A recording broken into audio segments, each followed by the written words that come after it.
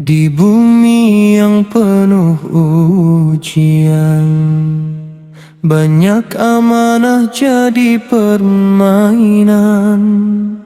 Kuasa tinggi diagungkan, namun keadilan dilupakan.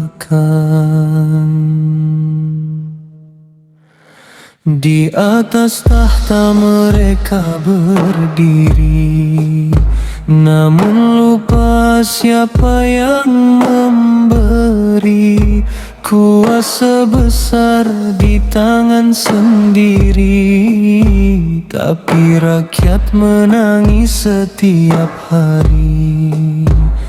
Janji manis saat mencari, namun hilang setelah terpilih. Keadilan jadi mimpi, dan kebenaran makin tersisih.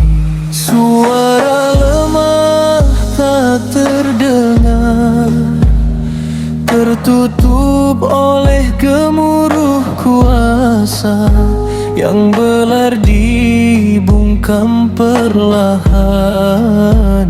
Yang salah diberi kemuliaan. Pemimpin tanpa nurani, membawa dunia penuh tangis ini.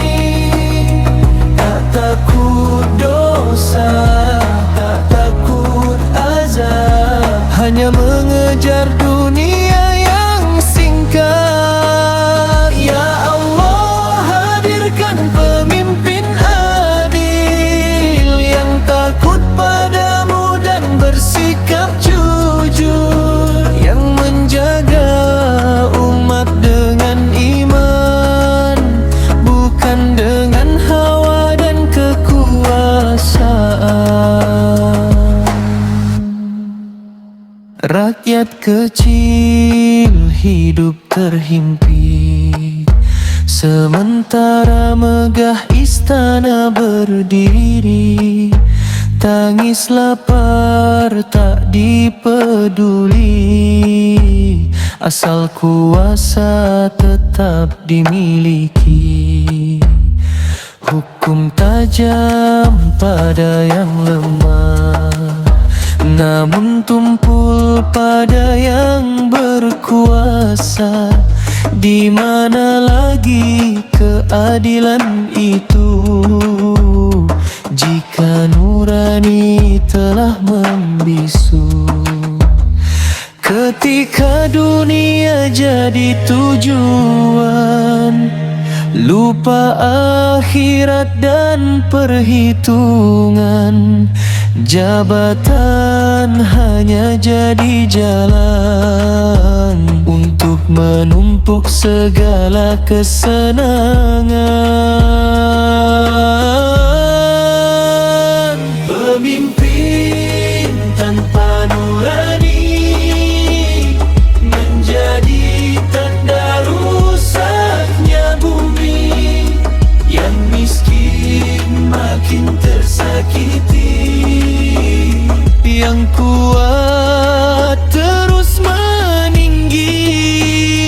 Ya Rabb, selamatkan negeri ini dengan cahaya pemimpin sejati, yang amanah dalam setiap janji, dan takut pada hari kembali.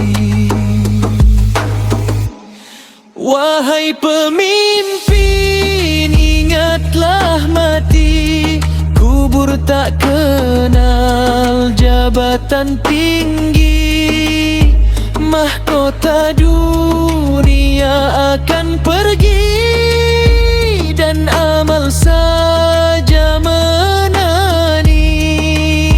Setiap tangis yang kau abaikan, setiap hak yang kau hilangkan, akan datang jadi pertanyaan di hadapan Rabb penguasa alam.